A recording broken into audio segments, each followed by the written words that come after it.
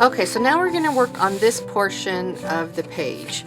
We've got our opening page, our first page, and now this page. So this page here is kind of a complex page. The first thing that you want to do, you're going to grab a coffee filter, just an ordinary coffee filter. You can get them at the dollar store, and cut around the rim. So I'm just estimating, I'm going like maybe an inch away. And then we're going to be gluing that and scrunching it on the page.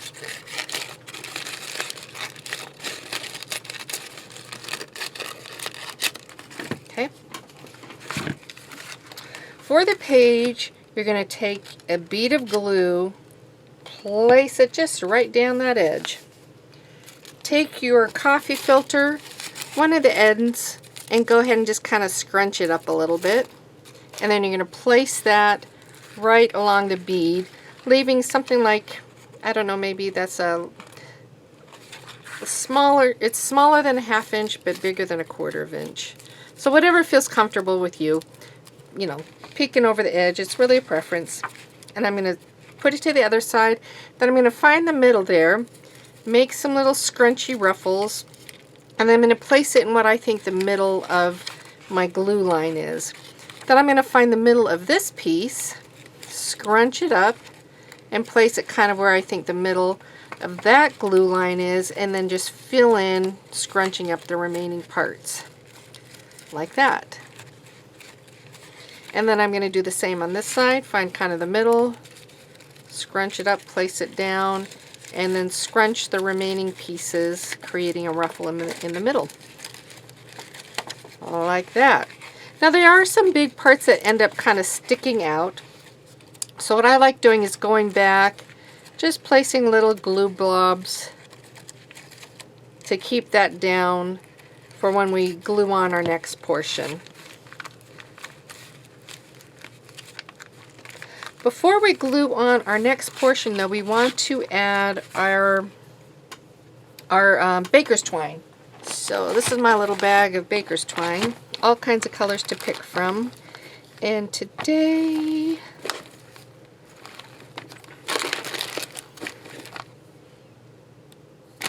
I'm going to kind of go with this neutral color because I have a neutral color right there. So I want about 2 feet of this. So that's just an estimate. If you want to do a little bit more, that's fine. But I find that 2 feet is a nice amount to work with. I'm going to find the middle of it, and I'm going to go up about 2 1/4 inches from the bottom of my page, which puts me about right there. And I'm going to put a bead of glue down, and there's my middle, and I'm going to place that there, and that is going to be my little tie spot. Put that down. So now what I'm going to work on, I'm going to do the page that's going to go over the top of that. To do that, I want to take another piece of my card, like this, and I'm going to go ahead and I'm going to cut it. Okay, there we go. I want this to be 4 3/4 by 6 3/4. 4 3/4 by 6 3/4. After that, I want to cut a piece of paper that will accompany it. So now I want a coffee dye page, and that's 4 1/2 by 6 1/2. 4 1/2 by 6 1/2. Once I have that, I'm going to line up the top edge, and I'm going to take a punch. Punch is 1 1/4 inches, and I'm going to push it down, keeping it in the middle of the page and punching. So it's a little portion down, and if you can look at my punch, what I did, I put marks on it so I can see how far I want it down. So if you have a punch like that, I'd recommend just trying out a few of them and seeing what you like, of how deep of a circle you'd like. If you don't have a punch, you can take a lid and make a template and then use that on your piece right there. This, I'm going to glue it up and put it on the page that I just cut. Because I have this one just a little bit smaller, I'll have the edges of the card paper just poking out. So next, this is going to go on here, but before we do that, I want you to take a little scrap piece of paper, 3 inches and at least 1 inch wide. This one's a little bit more, and just fold it in half.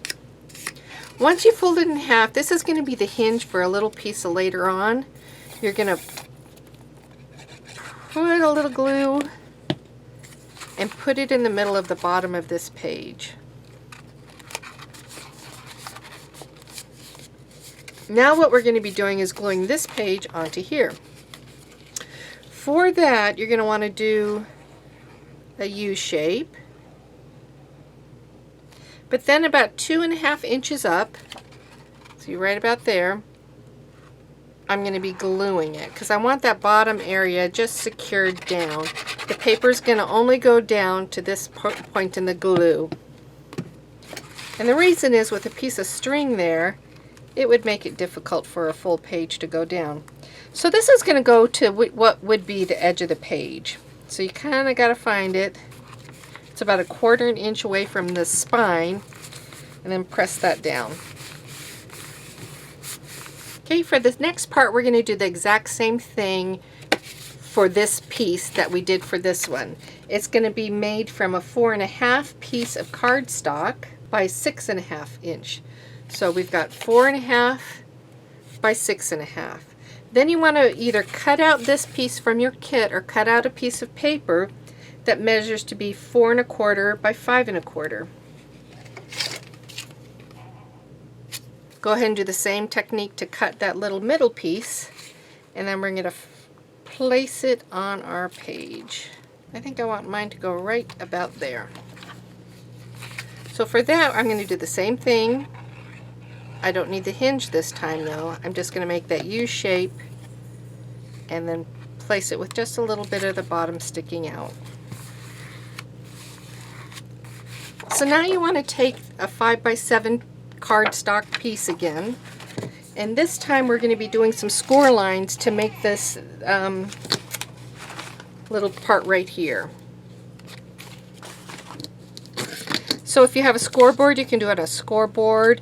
If you have a mat like this, you can do it on a mat, or you can just measure it, mark it with a pencil, and then score your lines. So I'm going to do it on the mat, and I'm just going to use one of these little stylus. I got this one just from the dollar store, and I'm going to go 3.25 inches. 1, 2, 3.25. Hold it there. Find it on the other side.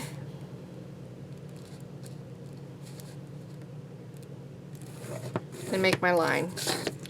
Then I'm going to find the next 3.25 inches. 1, 2, 3.25.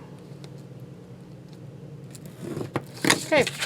Now it folds easily, whereas before it would have been, you know, not quite as good of a fold line. If you have a bone folder, go ahead and do your seams. It'll just work out a little bit better. Okay, so now that I have this, I want to cut a piece of paper that I want to put on top of it, something that'll coordinate with this, and I want it to be 3 inches by, let's see, 4.75. So the same technique I'm going to be using. I want it in the middle. Hold it up to the top so I can punch them at the same time. I'm going to have my punch. I'm going to punch a little peek and pocket. I like that. So I'm going to glue that front on, but before then I'm just going to kind of glue the sides right here. And then now this.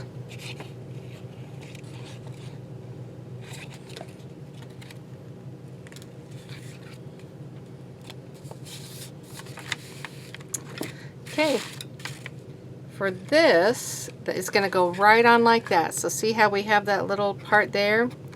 This fits right over the top of that.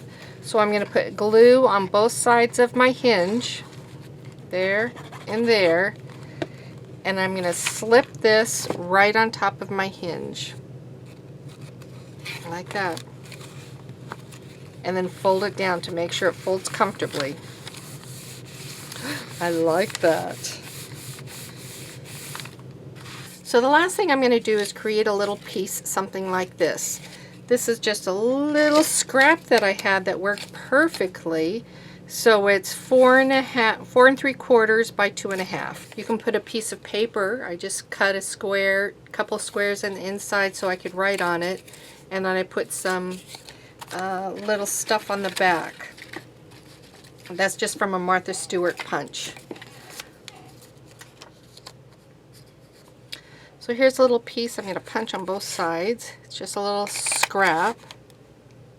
And then I'm going to cut this in half.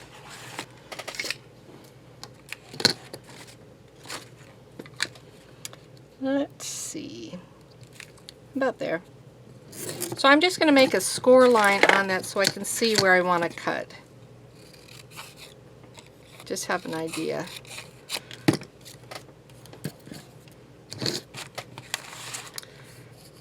So now I'm going to take, that's the way I'm opening it, from there to there.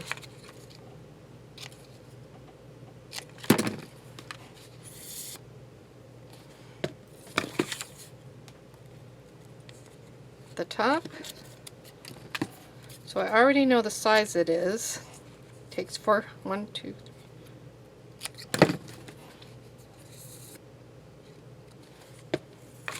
The bottom.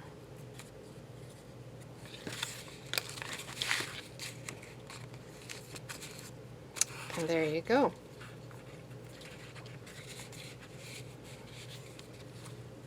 Once you have the structure here finished, you want to cut 3 pieces of paper that are going to go inside the pockets. The one that goes in the top one, this one's going to be 3 by 4. The next one's going to be 3 by 4.5. And the last one is going to be 3 by 4 1/4. And it's going to tuck in there. Now you can keep them just like that, or you can add a little bit of embellishment. Let me show you. I just took some paper and I cut circles out of it, and I placed the circle over the top so that when it's tucked in the inside here, you're going to see a little bit different, you know, just a little bit more interest in there.